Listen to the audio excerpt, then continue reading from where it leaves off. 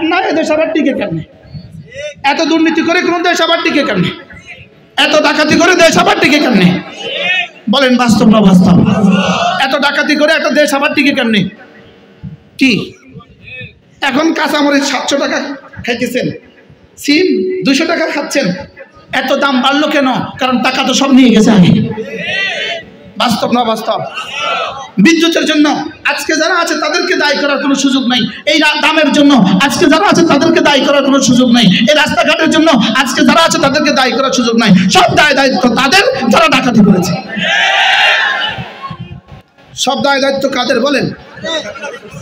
কিছু থেকে কিছু রাস্তায় নেমে যায়। গত 16 বছর নামলেন না কেন? আমি কি বুঝাতে পারতেছি আপনাকে? কিছু থেকে কিছু কোথায় নামে বলেন? তো গত 16 বছরে নামলেন না কেন? মজার বিষয় হলো আপনি বলবেন হুজুর আপনি ডক্টর ইউনূসের পক্ষে এতভাবে কথা বলছেন। মজার বিষয় হলো আমি ডক্টর ইউনূস সাহেবের পক্ষে এভাবে কথা বলছি এই জন্য ইনি একজন পুরুষ যার দিকে 100 বার তাকালেও গুনাহ হয় না।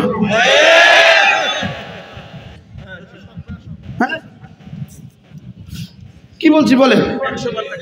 আগে ওয়ালাদের দিকে তাকালে কয়বার তাকালে কতবার গুনাহ হইতো?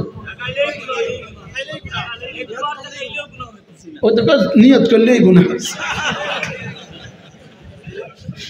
তাকাইলেই কবিরা গুনাহ, তাকাইলেই কবিরা গুনাহ, তাকাইলেই কবিরা গুনাহ, তাকাইলেই কবিরা গুনাহ।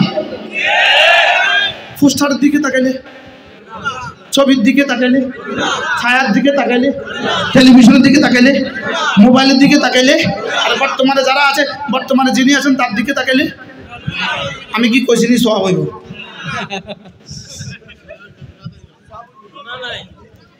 আমি কি বলছি সওয়াব হবে? তবে কি নাই বলেন? গুনাহ নাই। আল্লাহ যেন কিয়ামত পর্যন্ত এমন মানুষ আমাদেরকে দেয় যার দিকে তাকালে গুনাহ হয় না। আর কি চাই আমরা? আর বেশি কিছু আঙ্গ লাগতো না, আমাদের আর বেশি কিছু লাগবে না। সিলেটি ভাষায় সিলেটি ভাষা আমাদের আর বেশি কিছু লাগবে না, আমরা আর কোনটা লাগতো না।